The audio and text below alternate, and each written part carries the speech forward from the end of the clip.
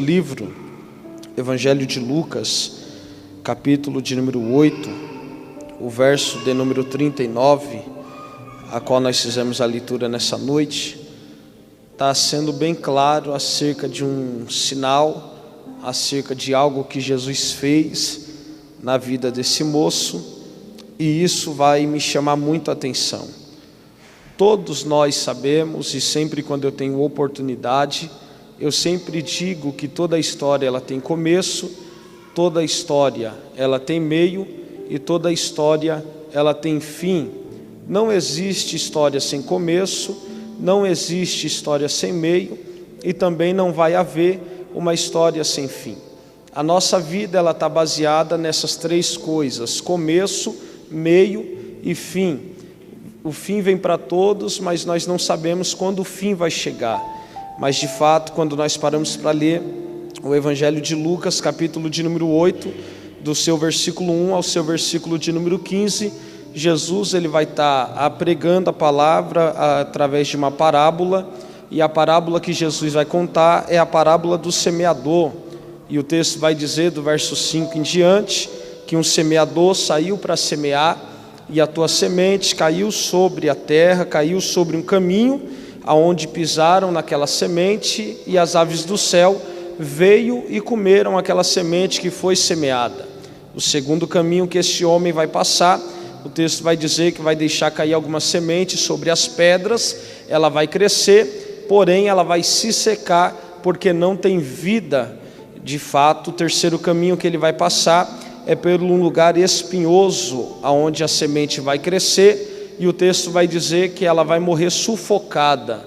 Quando ele chega no seu quarto caminho, o texto vai dizer que a terra era boa, e aquela semente vai nascer e vai produzir e dar os seus frutos. Olhando para dentro desse contexto, nós conseguimos chegar dentro de uma conclusão: todos nós carregamos sementes espirituais. De fato, nós só não colhemos porque muitas das vezes nós não abrimos mão da semente que Deus ele colocou sobre as nossas mãos. Eu, olhando para dentro desse texto, um dia eu orava ao Senhor e perguntava a Deus por que nós não crescemos. E Deus ele foi bem simples e bem claro.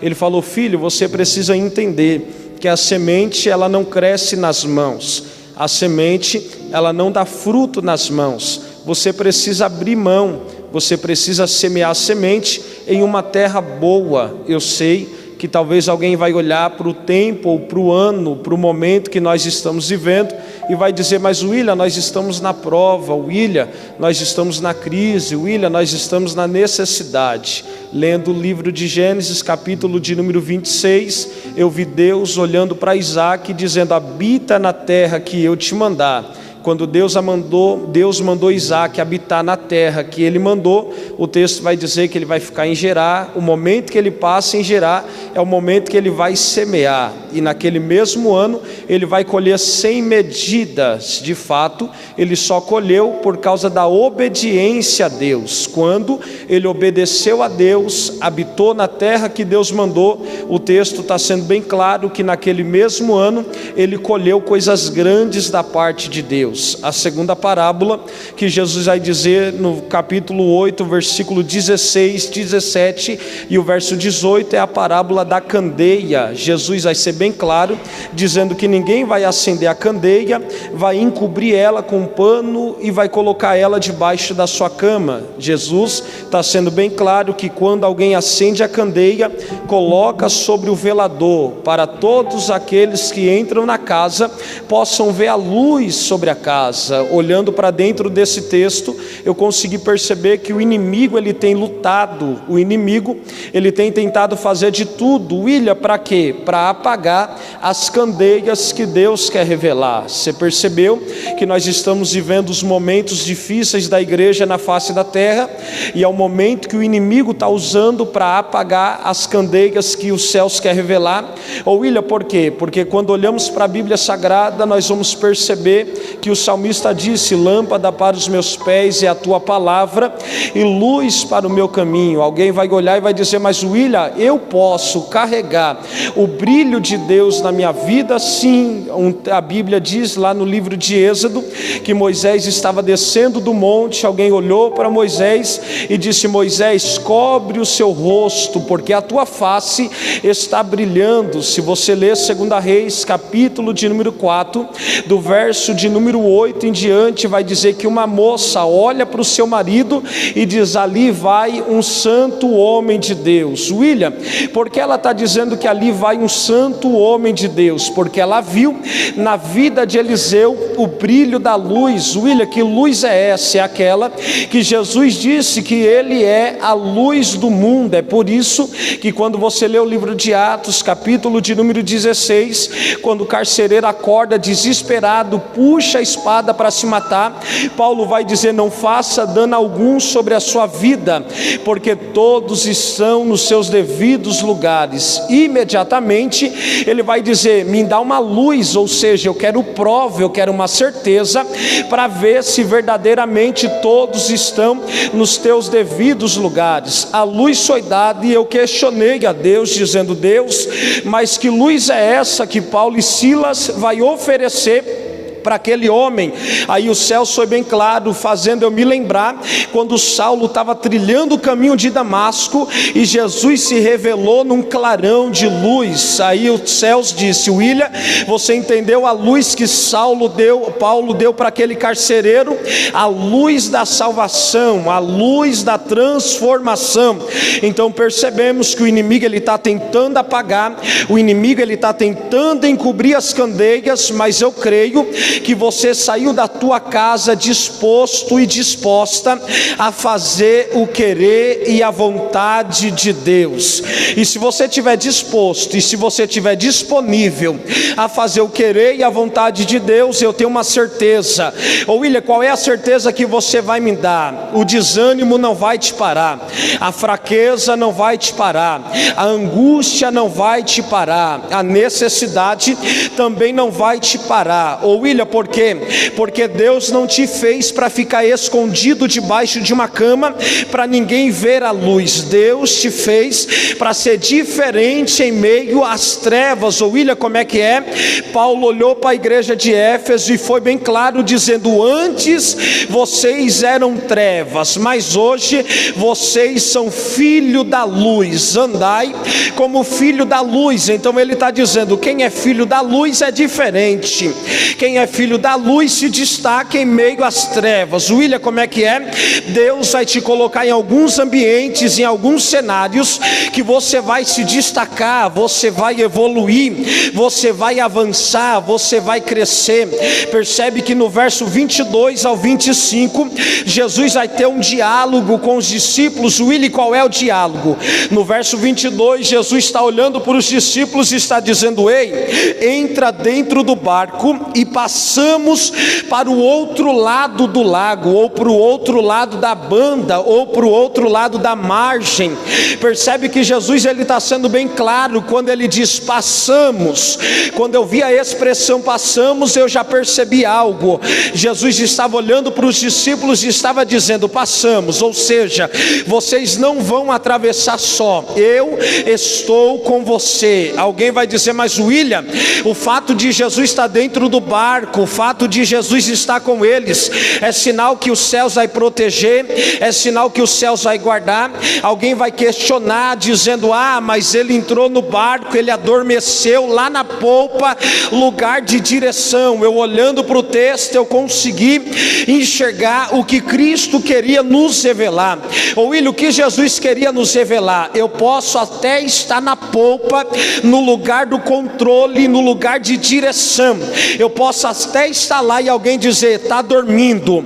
O fato de Jesus estar dormindo não é sinônimo que ele perdeu o controle da situação. O fato de Jesus estar com os teus olhos fechados não é sinal que ele não sabe o que está acontecendo. O fato de Jesus não falar não é sinal que ele não está agindo. O nosso mal é que nós só acreditamos que ele está na casa quando ele pega alguém na marcha, quando ele pega alguém na autoridade, quando ele levanta alguém na profecia, mas olhando para a Bíblia Sagrada eu consegui enxergar que às vezes ele está em silêncio, mas está trabalhando. Às vezes ele está em silêncio, mas ele está agindo. E a palavra de Deus para alguém nessa noite é: descansa o teu coração, porque Deus está agindo em seu favor. Ou William, enquanto eu não vejo o que eu faço, adora Ele. Ou William, enquanto eu não vejo o que eu faço, levanta a mão para Ele. Ou William, enquanto eu não vejo o que eu faço, glorifica Ele, porque quando você menos esperar, você vai ver a resposta de Deus. Foi lido aqui nessa noite Abacuque capítulo 3, mas você leu Abacuque capítulo 1, versículo de número 2, está escrito: até quando eu vou clamar por socorro e o Senhor não vai me ouvir? Você percebeu que ele está dizendo que ele está clamando e Deus não está ouvindo? Parece até uma guerra sentimental, porque quando você lê Jeremias 33:3, Deus diz: clama que eu respondo. Mas calma aí, Abacuque está clamando e Deus está calado, e o fato de Deus estar calado não é sinal que Deus não está preparando o livramento. Ou William, o que você quer dizer? Aleluia, Deus pode até estar em silêncio para alguém nessa noite, mas eu sinto as mãos de Deus trabalhando para alguém. Eu sinto as mãos de Deus agindo na casa de alguém. Será que alguém acredita nessa palavra? Porque eu não sou movido por multidão. A casa não precisa estar cheia. Aonde houver 2 ou 3 reunidos no nome dele, eu tenho certeza que ele se faz presente, e eu sinto a presença dele nessa noite. Jesus está dentro do barco, só que o texto vai dizer que ele está dormindo. E me chamou a atenção, porque o verso 23 está escrito: e navegando eles, adormeceu. Aí depois do adormeceu está escrito: então veio, ou sobreveio, um tão grande vento e uma tão grande tempestade. Isso é detalhes, irmãos. Você percebeu que o vento e a tempestade só veio depois que Jesus dormiu? É um detalhe do texto, porque enquanto Jesus estava de pé, o texto é bem claro que nada aconteceu. Mas quando adormeceu, o texto diz: e veio um vento forte e uma grande tempestade. Você percebeu que agora os discípulos estão dentro do barco e eles estão desesperados, mas lembra que Jesus disse: passamos para o outro lado. Quando Jesus disse passamos, ele já estava deixando bem claro: independente do que pode acontecer no meio do caminho, nós vamos chegar no destino. Independente do que nós vamos passar, nós vamos chegar no destino. Independente do que nós vamos enfrentar, nós iremos chegar no destino. O texto vai dizer que os discípulos estão dentro do barco, mas estão desesperados. Aí o verso de número 24 vai dizer: e despertaram ele dizendo: mestre, mestre. Você percebeu que enquanto ouvia o barulho do vento, Jesus não acordou. Havia barulho de tempestade, Jesus nem se mexia. Mas quando alguém dentro do barco disse: mestre, mestre, o texto vai dizer que aquele que estava dormindo acordou. Aí eu consegui entender. William, o que você entendeu? Que Jesus não dá crédito para o vento forte. Jesus também não dá crédito para a tempestade. Jesus, ele quer ouvir alguém que está clamando em meio à tempestade. Jesus, ele quer ouvir alguém que está clamando em meio ao vento forte. Jesus, ele quer ouvir alguém que está clamando em meio às portas fechadas. Jesus, ele quer ouvir alguém que está clamando em meio às crises. crise. Jesus, ele quer ouvir alguém que está clamando em meio à adversidade. Enquanto tinha barulho de vento e barulho de tempestade, Jesus dormia. Mas o texto diz que quando alguém clamou a ele dizendo: salva-nos, ele acordou. E me chama muito a atenção, Carlos, William, por quê? Porque ele já acordou dizendo: está repreendido. Ele já acordou repreendendo o vento forte e a tempestade. Aí eu tentei analisar. Quando o William acorda, eu acordo meio sonolento, não sei o que está acontecendo no ambiente. Aí você percebeu que Jesus estava dormindo, mas estava ciente do que estava acontecendo no mundo físico, porque ele já levantou dizendo, o texto está escrito: e levantando ele, repreendeu o vento e a água agitada, e veio uma grande bonança. William, o que é isso?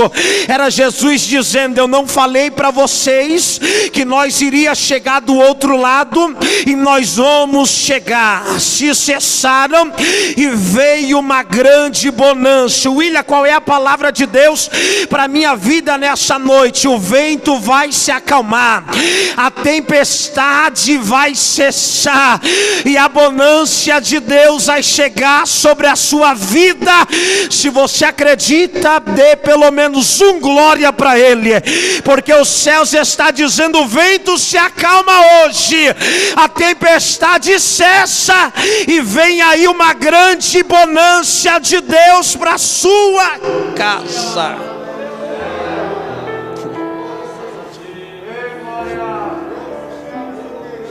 Nós precisamos passar pelos ventos, precisamos enfrentar a tempestade, mas precisamos crer que depois desse vento e dessa tempestade vem uma bonança. Aí dentro do barco, alguém está dizendo assim: quem é esse que até o vento e o mar lhe obedecem? Aí eu cheguei numa conclusão, e é um sentimento do William, é um sentimento desse jovem. No capítulo de número 22, esses mesmo ouviram Jesus dizer: passamos para o outro lado. Só que agora no verso 25 eles estão dizendo: quem é este? Você percebeu que eles estavam dentro do barco, mas não conhecia Jesus? Porque se o Carlos me convida para ir na casa dele, eu levo alguém que ele não conhece, ele vai me chamar de canto e vai dizer: William, quem é este? E o quem é este, ele vai estar querendo dizer: eu não sei quem é, eu não conheço. E eles estão dentro do barco dizendo: quem é esse que eu não conhecia? Aí o verso de número 26 vai dizer que ele está chegando na terra dos Gadarenos. Aí o verso de número 27 vai dizer que quando ele desceu, ele pisou naquela terra, veio um homem, e a Bíblia diz que esse homem estava possesso de demônio. E o texto é bem claro dizendo que ele não tinha casas, e além dele não ter casa, o texto diz que ele morava nos sepulcros e ele andava nu. Você percebeu? Que quando Jesus pisou na terra, veio um homem possesso de demônio. Aí eu entendi o porquê. No meio do caminho veio um vento forte e uma tempestade. Porque quando Jesus levantou repreendendo, nós precisamos entender que o vento não tem ouvido, e a tempestade também não tem ouvido. Ou ele, por que Jesus repreendeu? Porque Jesus repreendeu o que estava agindo por trás do vento forte. Jesus, ele repreendeu o que estava agindo por trás daquela tempestade, porque o diabo sabia que Jesus estava chegando na cidade de Gadara. E eu lendo a Bíblia, eu percebo que aonde ele chega alguma coisa acontece. Eu lendo a Bíblia, eu percebi que aonde ele chega tem mudança de história. Eu lendo a Bíblia, eu percebi que se ele entrar aonde tem luto, ele traz vida. Eu percebi que se ele entrar aonde tem cegueira, ele traz visão. Eu percebi que aonde ele entrasse, ter surdez, ele faz o surdo ouvir, mudo falar, paralítico andar. Então percebe que quando Jesus pisa na terra, o verso 28 está escrito: e quando ele viu Jesus, ele se prostrou diante dele. E isso me chama muito a atenção, William, porque eu sei que dói falar isso dentro de uma igreja, mas precisa ser dito. Você percebeu que aqui o inimigo ele está dando uma lição em muita gente dentro da igreja? William, por quê? Porque tem gente que está na igreja e não tem coragem de se prostrar. Aí o verso 28 está escrito que quando ele viu Jesus, ele se prostrou. Ele não só se prostrou, mas ele clamou com grande voz dizendo: este aí é o Filho do Deus Altíssimo. Você percebeu que o inimigo, além de se prostrar, reconheceu quem Jesus era? William, por quê? Porque no dia que eu não me prostrar, Deus faz questão de ir dentro de um bar e procurar alguém que tem coragem de se prostrar.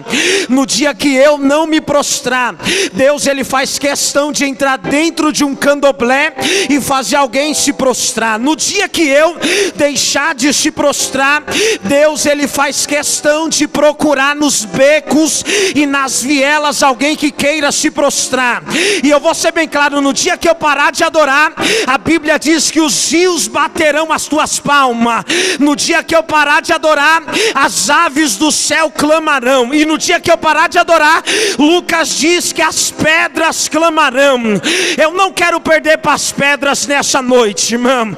Então, já que eu estou aqui na Quinta da Vitória, eu sinto a graça de Deus. Já que você saiu de casa, celebra, porque tem vitória de Deus para a sua vida.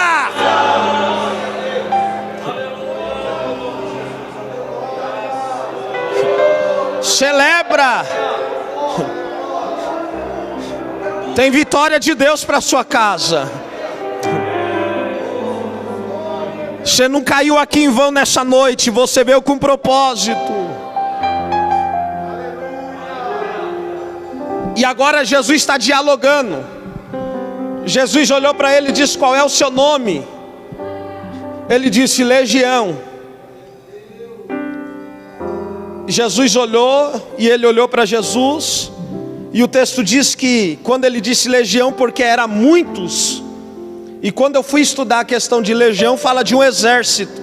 E falar de um exército está falando de quase 3.000 homens. Agora imagina um homem com quase 3.000 demônios. Se às vezes nós vamos em um culto no lar, um demônio dá trabalho. Imagina uma legião no corpo de alguém. Só que me chama atenção, William, por quê? Porque o inimigo que está agindo na vida desse rapaz, no verso 31, ele vai rogar. William, como assim ele vai rogar? Ele vai olhar para Jesus e vai dizer: ei, não me mande de volta para o abismo. E essa palavra, irmãos, eu confesso, Carlos, que me fez ser mais crente, me fez estar dentro da igreja e ter caráter. William, por quê? Porque você está percebendo, assim como Deus, Ele tem os teus anjos que trabalham para Ele, assim também é o nosso adversário. Ele também tem os teus anjos, ele também tem os teus aliados. Só que você percebeu que os aliados do inimigo estão dizendo: não me lance de volta para o abismo, se eles não querem voltar para lá. Eu olhei, Deus disse: Deus, lá não é o nosso lugar. Porque se a legião não quer voltar para o abismo, porque está rogando: ó, não me lance para lá. Willy, você tem prova que o lugar não é bom? É o rico e o Lázaro. Quando o rico olhou e disse: ei, se possível molhe o seu dedo na saliva e nos aquece. E se possível avisa os meus que aqui não é bom. E o inimigo está dizendo: olha, não me lance para lá, mas se possível, permita que eu entre naquela mandada de porcos. Jesus falou: vai. Você percebeu que o inimigo se acha inteligente? William, por que ele se acha inteligente? Porque mal sabia ele que os porcos iriam cair no abismo. No dia que você entender que o seu adversário não é inteligente, você vence ele. No dia que nós compreender que ele se faz de inteligente, você vence as guerras. Ele se achava inteligente, ele disse: permita que eu vá para os porcos. Jesus falou: pode ir. E aquela legião de demônios saiu do homem e foi para os porcos. E quando aquela legião entrou nos porcos, o texto diz que eles começaram a cair. Conforme eles estão caindo no abismo, o texto vai dizer que pessoas se maravilharam. Aqueles homens que viram foram até a cidade e começaram a anunciar. Aí o verso 35 está escrito: e saíram para ver o que tinha acontecido, e viram ter com Jesus, e acharam então aquele homem que havia saído os demônios vestido. Você percebeu que depois que encontra Jesus a vida muda?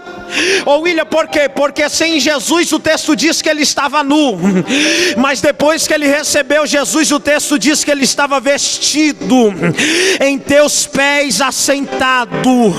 Ô William, como é que é? Quem tem um encontro com Jesus não permanece da mesma maneira. Lembra de Jacó no val de Jaboque? Enquanto o Senhor não me abençoar, eu não te largo. Aí o anjo tocou na costa e perguntou: qual é o teu nome? Quando ele reconheceu quem ele era, o texto diz que a história dele foi mudada. Ô William, o que você quer dizer? Que quem encontra com Jesus não permanece a mesma pessoa. Porque o homem antes ele andava nu, cheio de demônio. Agora o texto diz que ele está vestido e está nos pés de Jesus. E eu finalizo. Você percebeu que ele está nos pés de Jesus? Só que o verso 38, aquele homem olhou para Jesus e disse assim: deixa eu ir contigo. Porque quem conhece Jesus não quer que está longe. Deixa eu seguir os seus passos. Deixa eu caminhar com você. Jesus poderia dizer: vem. Mas se Jesus fala vem, quem prega dentro de Gadara? Jesus falou: não, fica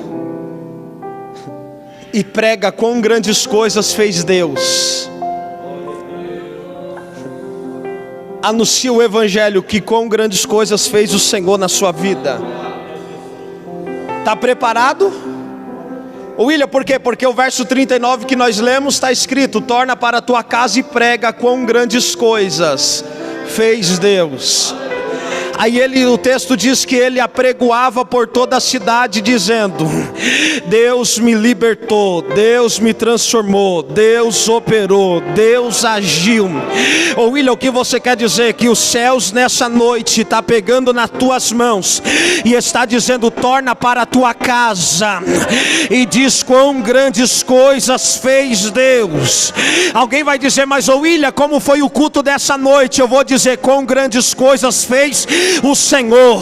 Alguém vai olhar para você e vai dizer: como foi essa quinta-feira? Você vai dizer: quão grandes coisas fez o Senhor. Sabe o que Jesus estava dizendo? Eu vou te deixar aqui para você anunciar o evangelho. E eu entrego o microfone. Jesus, ele precisa, Ariel, sair de Gadara rápido. Ô William, por quê? Porque quando Jesus olhou e disse para os espíritos malignos entrar dentro dos porcos, Jesus estava quebrando uma maldição daquela cidade. Ô William, por quê? Porque os feiticeiros daquela cidade usavam os porcos para fazer feitiçaria, obras malignas. Aí quando Jesus disse: vá, e eles caíram sobre o abismo, sabe o que Jesus estava dizendo para a cidade de Gadara? Feitiçaria aqui nunca mais. Obra de maldição, nunca mais. Vai lá e agora anuncia quão grandes coisas fez o Senhor. Você percebeu que alguém está olhando para ele e está dizendo: você viu quem está indo para a igreja? Você viu agora quem é crente? Você viu quem está pregando o evangelho? E eu faço desse homem a minha história, porque há 10 anos atrás eu sei aonde eu estava. Estava nos becos, nas vielas, traficando. Alguém olhava para minha mãe, que hoje dorme no Senhor, e dizia: Dona Cléria, você vai ver o William num presídio ou dentro de um caixão. Mas os céus diziam: você vai ver ele no altar, antes de Deus recolher. Eu tive a oportunidade de aceitar ele, pregar para ela, e ela dizer: eu quero aceitar Jesus como o único, suficiente e Salvador da minha vida. William, o que você quer dizer? Que Deus está te levantando para ganhar a tua casa, Deus está te levantando para ganhar alguém na empresa, Deus está te levantando para ganhar o teu bairro, mas você precisa apregoar, porque não adianta Deus te salvar e você não apregoar o que Ele fez da sua vida. E eu posso ser sincero? Tem pregação, a maior pregação, melhor, não é em cima de um altar com o microfone na mão. Ô William, como é que é? Eu vou repetir: a maior pregação não é em cima de um altar com o microfone nas mãos. William, qual é a maior pregação? É quando você passa no bairro que você mora calado. É na empresa, 8 horas com o patrão. A maior pregação é lá dentro. A maior pregação é quando você está levando o seu filho para a escola e o que você fala para ele no caminho da escola. Porque às vezes nós achamos que os melhores pregadores estão em cima dos nossos altares. Mas William, por que você está falando que a maior pregação é isso? Porque Jesus lá em Atos capítulo 1 versículo 8 ele disse: mas recebereis a virtude do meu Espírito que há de vir sobre vós, sereis as minhas testemunhas em Jerusalém, Samaria, Judeia e até os confins da terra. Você percebeu que não precisa falar, os teus passos diz quem você é. Então guarde essa palavra na tauba do seu coração.